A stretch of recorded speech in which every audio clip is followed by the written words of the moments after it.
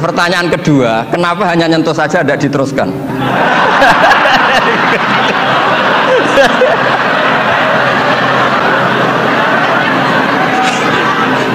Nah, dikasih mic juga.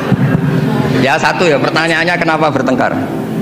Setelah nyoba menyentuh kok kenapa suami nggak tertarik meneruskan? Itu pasti Pak. Itu pasti.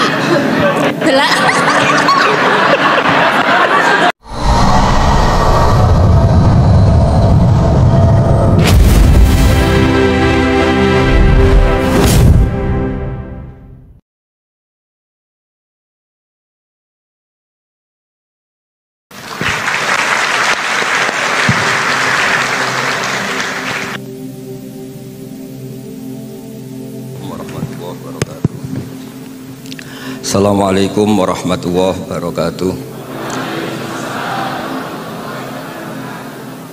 Bismillahirrahmanirrahim. Tabarakalladzi nazzalal furqana ala 'abdihi liyakuna lil 'alamin nadhira. Allahumma shalli wa sallim wa barik ala sayyidina Maulana Muhammadin wa ala alihi wa sahbihi asma'in, amma ba'du. Yang kita hormati bersama Profesor Dr. Muhammad Quraish Shihab, semua yang hadir saya hormati, karena kalau mau nyebut sudah disebut Pak Rektor sebagai bentuk penghormatan bahwa ingatannya jenengan itu bagus, pokoknya kayak yang disebut Pak Rektor. Kedua, saya alhamdulillah ini rektornya tawaduk sekali, tahu diri, jadi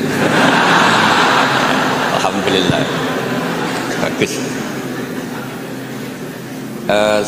Singkat cerita, beliau pernah ke rumah saya sama Pak Lutfi sama Pak Arsoyo, minta saya ikut jadi pembina di Badan Wakaf. Ya karena diteror, didatangi orang-orang sepuh, saya bilang iya gitu. Kalau adat Jawa itu kalau didatangi itu kan kayak diteror. Yes. Padahal saya di sini tuh lama sekali. Derekno Profesor Zaini ikut bantu. Karena latar belakang beliau itu sastra adab. Dulu di Al-Azhar sama dengan Profesor Quraish, seniornya Pak Quraish. Saya mulai kecil nekuni fikih, terutama fikih. Tapi karena bapak saya itu hafal Quran, keluarga saya itu banyak yang hafal Quran. Hafal beneran, maksudnya itu hafal betul itu. Nah, sehingga terus saya juga ikut hafal. Nah, kenapa judulnya seperti ini? Ini makalah nanti di tasrih istilahnya pondok bareng-bareng Pak Quraish. Jadi Indonesia yang damai ini nggak lepas dari peran kitab-kitab yang datang ke kita, datang ke Indonesia. Misalnya arti kemenangan. Arti kemenangan itu tafsir yang datang ke kita. Ini yang paling terkenal kan tafsir Munir, karangannya Syekh Nawawi Al-Jawi. Itu beliau menyebut kemenangan umat Islam itu kemenangan logika. Logika bahwa alam raya ini dimulai dari satu Tuhan yang berstatus wajibil wujud tentu lebih masuk akal ketimbang logika yang lain. Misalnya logika nihilisme, bahwa alam ini dimulai dari ketiadaan. Karena itu melahirkan satu teori ketiadaan menciptakan yang ada. Jadi nanti membingungkan, ada teori al-adamu yakhluqu maujudan, sesuatu yang enggak ada itu menciptakan yang maujud. Itu tentu enggak ketemu nalar. Ini saya baca ya, nanti di tasih Pak Quraish. Awal makalah, saya baca Arabnya. Jadi yang pernah kuliah di Fakultas Syariah ini dosennya banyak yang santri saya ini, tapi nggak berani baca depan saya. Nanti kalau salah langsung dipecat sama Pak Rektor. Saya di sini itu mulai tahun 2000 sama Profesor Zaini. Dulu belum Rektor itu Pak Fathul Wahid. Tahu-tahu jadi atasan saya ini.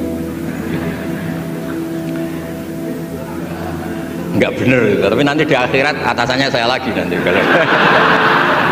Karena yang bisa nyafaati itu orang hafal Quran itu, jadi harus saya baca ya. Kata Syekh Nawawi, wa may yatawallallaha wa rasulahu walladzina amanu fa inna hizballahi humul ghalibun. Siapa yang mempertuhankan Allah, mengikuti semua aturannya Allah, seterusnya terus pasukan Allah itu pasti menang. Ini ikut Al-Maidah 56. Wa may yattakhidhum awliya fin nusrah fa innahum junduwa wa junduwa humul ghalibun ala a'daihim bil hujjah fa innaha mustamirratun abadan amma bisaulah wa daulah faqat yuhlabun. Jadi kemenangan umat Islam yang permanen itu kemenangan logika. Kalau kemenangan perang, kemenangan bernegara, kemenangan sosial, orang Islam ya pernah kalah. Zaman Nabi Sugeng saja pernah mengalami kalah periode Mekah. Ketika periode Madinah juga pernah mengalami kalah di peristiwa perang Uhud.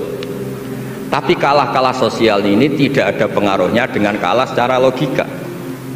Logika bahwa alam ini dimulai dari satu Tuhan, wajibil wujud, tentu lebih mudah dicerna. Makanya beliau ngendikan menang itu ala a'daihim bil hujjah fa innaha mustamirratun abadan, karena logika itu yang abadi.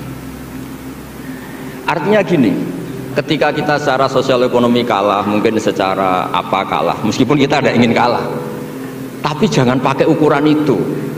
Nanti jangan-jangan ketika kita kalah kaya sama nyuwun sewu non muslim, atau kalah kaya sama yang sholat, buruhnya orang tidak sholat, yang sujud buruhnya orang yang tidak sujud, Anda tidak perlu merasa kalah.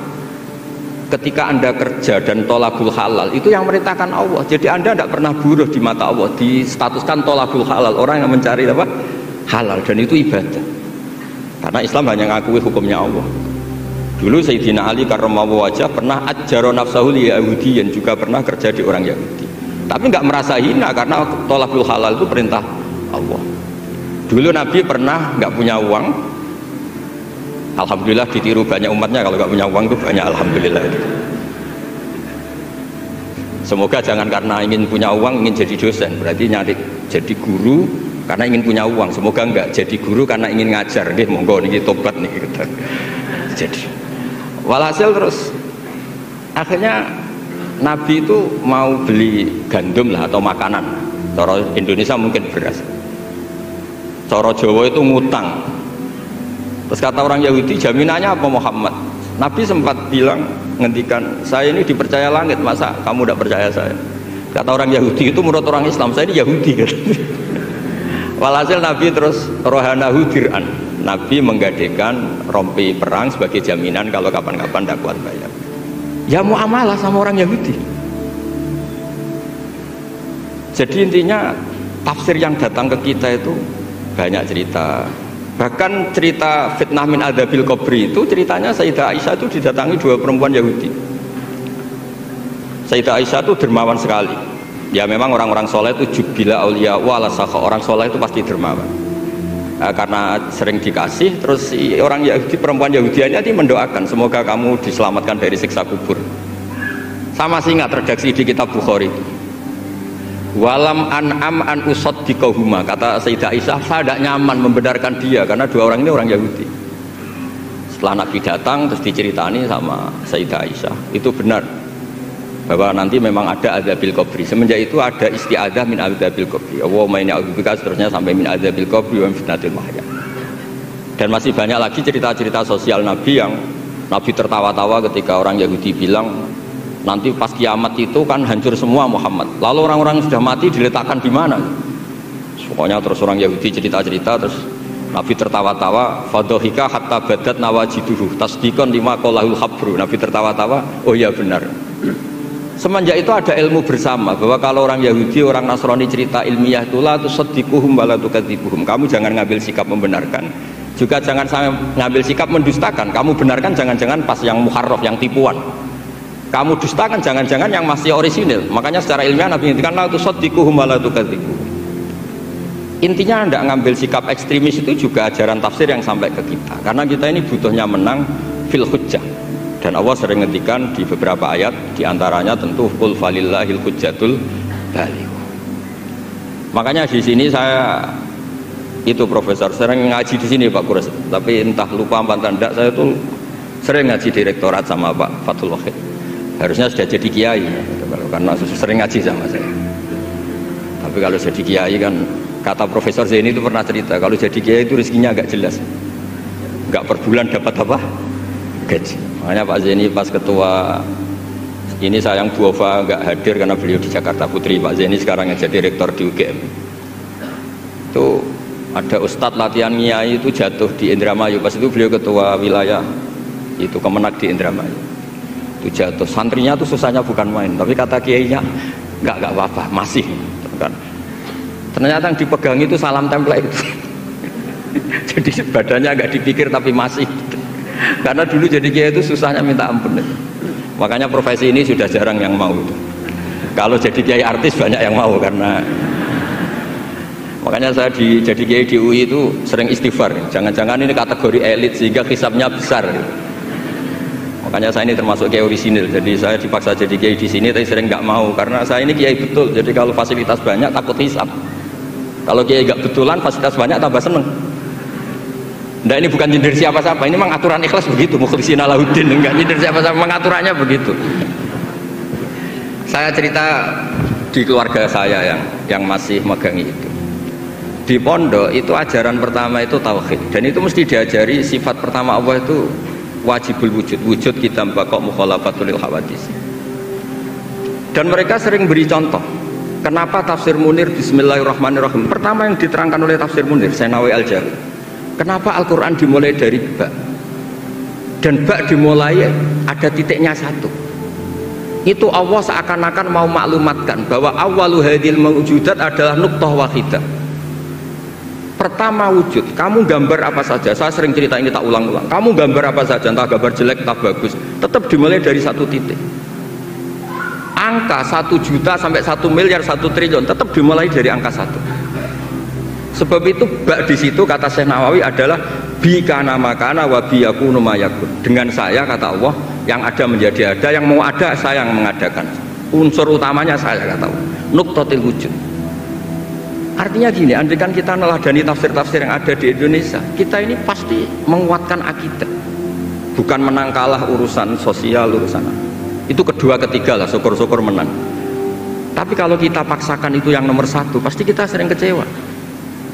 Itu rektor UI itu mesti miskin tuh dibanding pengusaha-pengusaha Jakarta itu kalau nggak terima saya ini rektor Universitas Islam masa kalah kaya kan repot nanti. Tapi barokahnya qanaah alhamdulillah gak apa-apa ya. Jadi jelas ya di sini beliau ngendikan yang menang hujah itu fa innaha mustamirratun abadan. Logika itu mustamirratun abadan. Dalam kitab Fathul Bari syarahnya Shahihul Bukhari dijelaskan kemenangan umat Islam itu iltidza dan aklian. Kita punya akidah yang secara akal itu nyaman. Coba Anda misalnya jadi muslim, Anda mungkin profesor, kayak alim, kayak top, terus ditawari satu teori begini, hadil maujudat khalaqahal adamu misalnya, ini yang alam nyata ini penciptanya adalah ketiadaan, kamu pusing 7 keliling, ini gimana sesuatu yang ada kok penyebabnya ketiadaan. Sebab itu dulu ada sahabat namanya Jubair bin Mut'im. Itu tokoh besar di kafir Quraisy. Saking tokohnya dia yang jadi utusan untuk membebaskan Asra Badrin, tawanan Badar. Pas dia nginep di masjid nunggu ketemu Nabi, Nabi pas sholat maghrib baca wattur wa kitabim mastur fi raqqim mansur. Didengerin sama dia sampai pada ayat am khuliqu min ghairi syai'in am humul khaliqun. Masa alam raya yang seluas ini kemudian diciptakan tanpa sebab yang ada? Atau kamu-kamu yang enggak mengakui Tuhan itu kamu pencipta langit dan bumi? Am khalaqus samawati wal ard bal la yuqinun. Nangis dia. Nangis terus sungkem masuk Islam. Sampai ngendikan fakaan nama sudi qalbi. Sebagian riwayat kada qalbi ayatir. Dengan logika yang dibangun Quran itu hampir habis, saya habis. Karena Quran sangat demokratis. Qul ara'aytum ma tad'una min dunillah aruni ma khalaqu minal ardi am lahum syirkun fis sama. Kalau Anda merasa jadi Tuhan enggak apa-apa. Tapi tunjukkan reputasi Anda. Apa Anda menciptakan langit bumi? Apa ketika saya bikin langit kata Allah kamu ikut urun? Saya sering cerita apa kamu ikut nyumbang semen pas saya bikin langit? Enggak kan? Malah sebagian ayat Allah ngendikan ma asyadtuhum khalqas samawati wal ard. Mereka-mereka yang kamu Tuhan kan ketika aku bikin langit bumi, mereka di mana? Membantu saya apa kata Allah? Kok enak tahu-tahu jadi Tuhannya bumi, nggak ikut bikin, ikut jadi Tuhan gitu. Itu habis Jubair bin Mut'im. Akhirnya masuk Islam. Artinya gini, ketika Islam belum kuat, masih banyak ashabis sufa yang miskin, mondok saja numpang Nabi. Itu hujahnya sudah menang. Makanya kata Syekh Nawawi, yang mesti menang itu hujah fa innaha mustamirratun abadan. Ya dicicil aja satu aja ya, nanti kapan-kapan ketemu lagi. Terus ini yang agak rileks, ini yang spesial. Saya itu jarang pergi sama istri saya gara-gara memang adatnya gitu. Tapi karena soal Pak Kores tadi istri saya ikut karena Pak Kores juga bawa istri. Ini spesial betul. Biasanya saya agak pernah karena adat keluarga saya itu ya begitulah. Ya jadi saya mohon semohon-mohonnya nanti Pak Kores bisa nerangkan panjang lebar. Jadi terus yang kedua ya dua aja lah dua. Ya ayyuhalladzina amanu sabiru. Di sini dijelaskan ala masyaqqatil istidlal fi ma'rifati tauhid wan nubuwah wal ma'ad. Wa ala masyaqqatis istinbatil jawab an syubuhati nahwil falasifah. Wahai orang-orang yang beriman, bersabarlah kamu. Di sini artinya sabar itu apa? Membuat logika yang mudah difahami banyak orang, kemudian orang itu mencintai Allah dan Rasul. Dulu itu ada orang Bedui. Ketika Imam Asy'ari berpendapat iman yang diterima itu imanul mufakir, bukan imanul muqallid. Nggak boleh taklid buta dalam iman. Terus ditentang banyak orang. Dulu zaman Nabi banyak orang Bedui imannya diterima. Terus kata Imam Asy'ari, coba kamu jalan-jalan di kampung. Ternyata orang kampung ketika ditanya, bima arafta rabbak, kamu selalu ngurusi ternak, ngurusi sapi, unta, lalu kamu tuh tahu Tuhan kamu dari mana? Jawabnya orang Arabi ini, al-ba'ratu tadullu alal ba'ir wa atharul abdam yadullu alal masir. Ada kotoran ya ada sapinya. Kalau ada bekas orang lewat ya pasti ada yang lewat. Artinya kalau ada makhluk itu pasti ada atharun min athari qudratillahi ta'ala. Pasti ada bukti yang menciptakan. Itu lama terus bikin logika. Lah yang saya sering cerita paling populer di kitab saya punya kitab namanya Nailul Ma'mul, karangannya Syekh Mahfud At-Turmusi, itu orang Indonesia juga. Beliau nukil dari cerita Imam Amudi. Saya cerita di mana-mana. Imam Amudi itu gurunya Syekh Izzuddin bin Abdussalam, Sultanul Ulama, itu punya guru namanya Imam Amudi. Itu senangannya ngajar matematika, bukan ngajar tafsir, ngajar matematika. Terus ketika beliau meninggal, muridnya tanya. Tadi Profesor Kures juga cerita mimpi. Ini saya cerita mimpinya Imam Amudi. Ma fa'ala bika rabbuk, yang diperlakukan Tuhan kamu itu apa? Ada hanya pengajar matematika. Terus kata Imam Amudi, ternyata ketika Allah ketemu saya mengumpulkan banyak malaikat disuruh ngajar saya. Saya masih hafal teksnya. Istadilla ala wahdaniyati bi hadrati malaikati. Coba kamu terangkan cara menemukan saya bahwa saya ini satu di depan para malaikat. Kalau malaikat kan sudah tahu karena bawa aras, bawa surga neraka.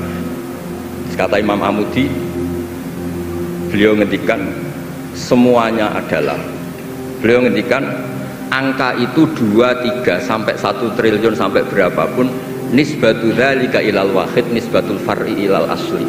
Angka itu entah 2, entah 4, entah 1 miliar, 1 triliun dibandingkan angka 1 tetap namanya nisbatul far'i ilal asli.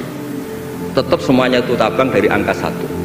Fathabatal wahid jalla jalaluh, maka yang mesti abadi, yang mesti ada al wahid jalla jalaluh. Allah senangnya bukan main. Loh ini lo pinter, nggak jadi malaikat sudah ngerti kalau saya ini satu. Nah, itu ya pinternya ulama. Isbiru ala masyaqqatil istidlal fi ma'rifatit tauhid. Nggih, clear ngoten mawon. Monggo niki kula saya bulbet karena saya niki anak buah Pak Wahid pegawai. Monggo jenengan.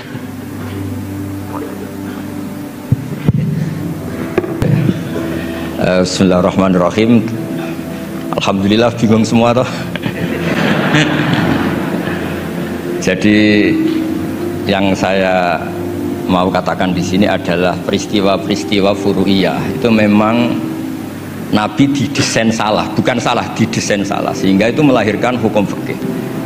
Nabi itu pernah sholat duhur, itu di riwayat Bukhari hanya 2 rakaat. Setelah itu pulang sampai pintu gerbang mau sampai dalam, sahabat yang kayak kita-kita ini senangnya bukan main, karena ini revisi hukum dari 4 menjadi 2. Senangnya minta ampun itu. Yang kayak saya lah, termasuk jenengan semua. Terus kemudian sahabat yang akabir sahabat karena beretika gak berani negur, gak berani tanya. Tapi ada sahabat namanya Dzulyaden. Maksudnya menjelaskan dikatakan Pak Kures, yang dilakukan Nabi pun ada yang tidak dari wahyu, dan itu bisa dengan arti desain Allah salah untuk syariat. Akhirnya Nabi ditegur sama Dzulyaden, aku siroti sholatu amnasita ya Rasulullah, apa ini sholat sekarang jadi 2, apa mangkau lupa? Nabi masih menjawab kullu dzalika lam yakun, itu semua agak terjadi. Nabi kembali tanya semua sahabat, ahakun maqalahu Dzulyaden, apa benar yang dikatakan Dzulyaden? Semuanya bilang benar, tadi engkau sholat hanya 2 rakaat. Terus Nabi takbir lagi menambahkan 2 rakaat. Makanya terkenal di kalangan ahli tafsir, Nabi ngendikan ma kuntu ansa walakin unassa li as-sunnah. Saya ini tidak pernah lupa, tapi didesain Allah lupa supaya orang tahu kalau sholat lupa itu kayak apa. Alhamdulillah kita sering lupa jadi ya. Kedua itu peristiwa Nabi itu mau sholat, sudah mau takbir, sudah di mihrab. Kata Nabi, makanakum, kamu diam di sini aja. Nabi pulang, setelah kembali ke masjid atau musola, yakturu ra'suhu ma'an, kelihatan habis mandi junub. Terus kata Nabi, oh ya tadi saya lupa belum mandi junub, makanya pulang terus mandi. Kata banyak kiai itu, kalau kita tidak akan Gus lupa itu. Ya lupa itu, maksudnya lupa mandinya apa lupa junubnya tidak tahu saya. Kata kiai yang bela Nabi, itu menunjukkan Nabi itu mesra. Mau sholat saja masih dapat jatah katanya. Nah kalau kiai kan tidak mesra, makanya tidak ngalami itu katanya. Tapi intinya Nabi itu manusiawi sekali, dia pernah lupa sudah di itu. Kalau yang melakukan Pak Rektor mesti mikir apa ya nganti gitu. Pak Rektor sholat zuhur 2 rakaat pasti mikir apa tuh nganti lali kan gitu. Sebetulnya itu meraktekkan sunnah Rasul tadi benar.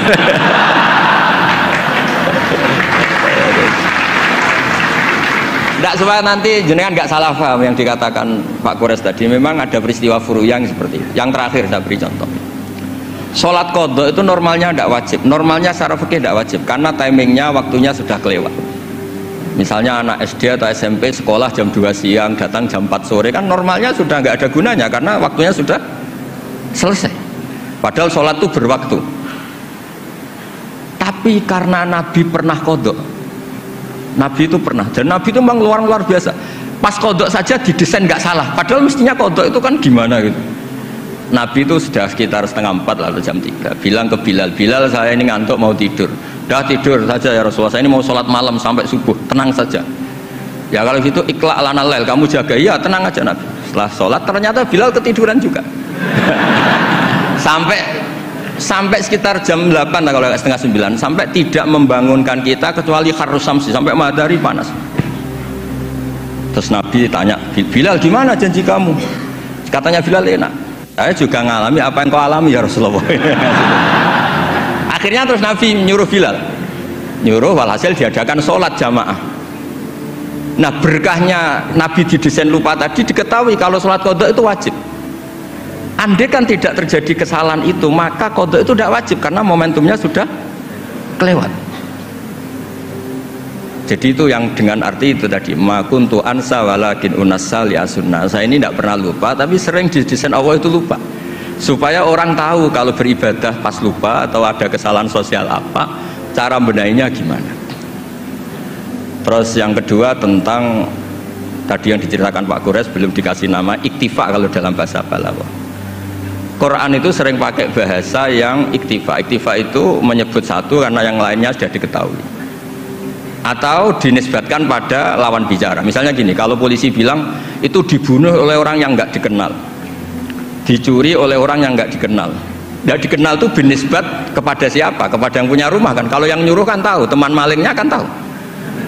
Sodako rahasia, bagi yang dikasih kan tahu. Bilang rahasia binisbat ke siapa? Nah begitu juga Quran sering cerita alladzina yu'minuna bil ghaibi. Semua orang Islam itu iman sama Nabi Muhammad SAW. Itu tidak ghaib, Nabi musyahad, Nabi maujud musyahad. Tapi iktifa bil ghaibi wa bil musyahad. Orang yang nggak kelihatan saja iman, apalagi sama yang kelihatan. Jadi ada lagi wa huwallazi yabda'ul khalqa tsumma yu'idu wa huwa ahwanu alaih. Kalian semua tahu kan langit bumi yang menciptakan saya, maka setelah hancur saya juga menciptakan lagi, dan itu lebih mudah kata Allah. Karena logika manusia adalah mengembalikan materi yang sudah ada lebih mudah ketimbang membuat dari awal. Jadi ada beberapa bahasa yang binisbat lil mukhatab. Terus pertanyaan kedua, kenapa hanya nyentuh saja tidak diteruskan?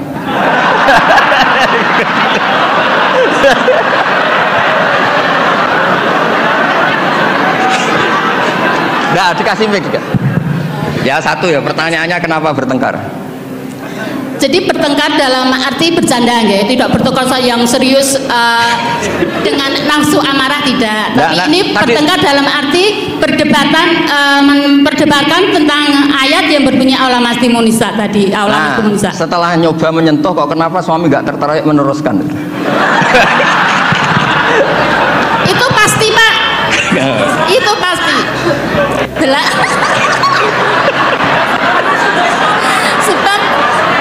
kan ditinggal wudhu lagi tadi. Sebab waktu sholat, waktu untuk mengerjakan sholat, dan saya sengaja menggoda suami karena berpendapat bahwa menyentuh itu adalah menyentuh kulit, hanya menyentuh kulit adalah batal wudhu. Nah, makanya beberapa kali saya goda. Kalau nanti pertanyaan Gus Baha dilanjutkan.